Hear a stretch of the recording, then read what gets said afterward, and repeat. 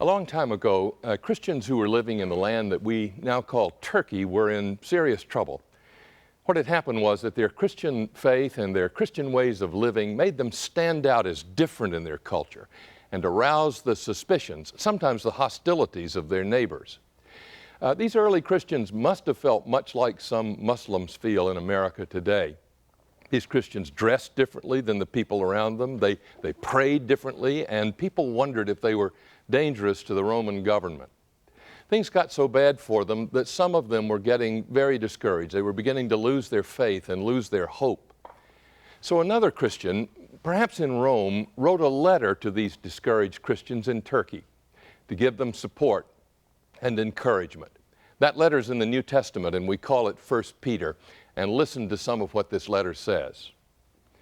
Blessed be the God and Father of our Lord Jesus Christ. By His great mercy, He's given us a new birth into a living hope through the resurrection of Jesus Christ from the dead, and into an inheritance that is imperishable, undefiled, unfading, kept in heaven for you, who are being protected by the power of God through faith for a salvation ready to be revealed in the last time.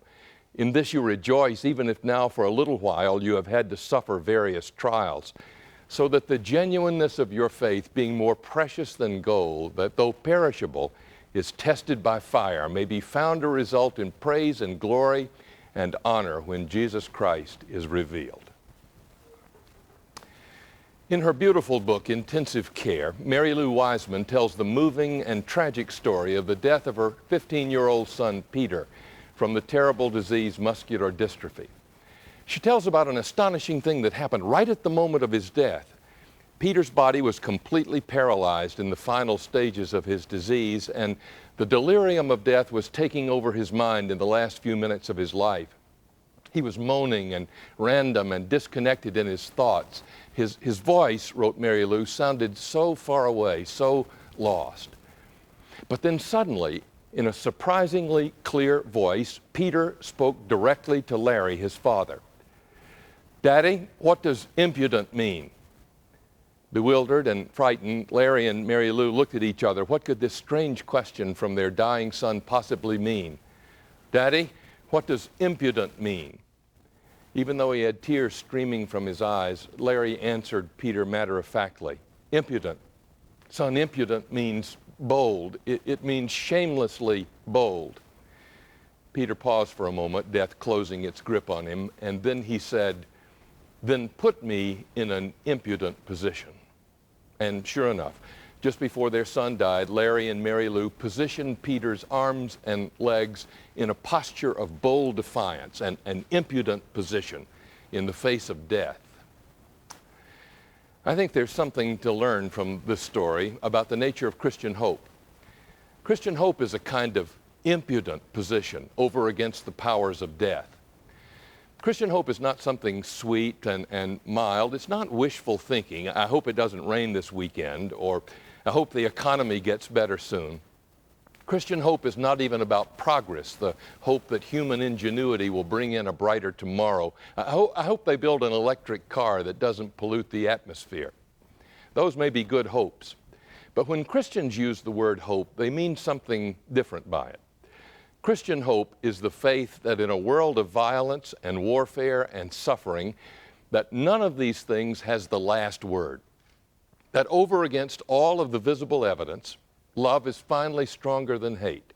That life will prevail over death because God is bringing in a day when every tear will be dried, when justice will roll down like the waters, and death will be no more. This means that Christian hope puts us in a kind of impudent position over against the powers of destruction in the world.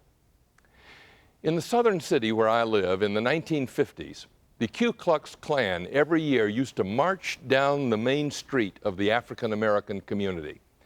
The Klan, these merchants of hate and racism, would hide under their hoods and robes and march arrogantly down the street. It was a frightening thing, and people would lock their doors and shutter their windows when the Klan marched down the street. But in the early 1960s, it began to be clear that change was in the air. Political change, yes, but more than merely political change. God was stirring up the waters, bringing in a new day. You could feel God's Spirit moving across the Southland. And with hope in the air, when the Klan tried once again to march as usual down the street, this time people did not lock their doors or shutter their windows. With hope in their hearts, they weren't frightened anymore. They stood on the sidewalk, and as the Klan marched by, they laughed and they laughed and they laughed. And the Klan has never marched down that street again. Christian hope is the confidence that God is bringing in a new day, a day of peace and righteousness. And it places Christians in an impudent position against the forces of destruction in society. Wherever there is warfare, Christians call for peace because of hope. Wherever there is hatred between people, Christians are called to work for reconciliation because of hope. Wherever there is an illness or loneliness or despair, Christians are called to do works of comfort and tenderness. And this is not because Christians are better than other people. It's because Christians are people of hope. Christians believe that God is making a new creation, and war and poverty and disease and death are obsolete. They're passing away. But how do we know this is true? What's the basis for this hope that God's future is one of peace and light and life? Here's the main reason Christians have hope. We believe we have already glimpsed this future. We've already seen what God is going to do, and we saw it on Easter morning.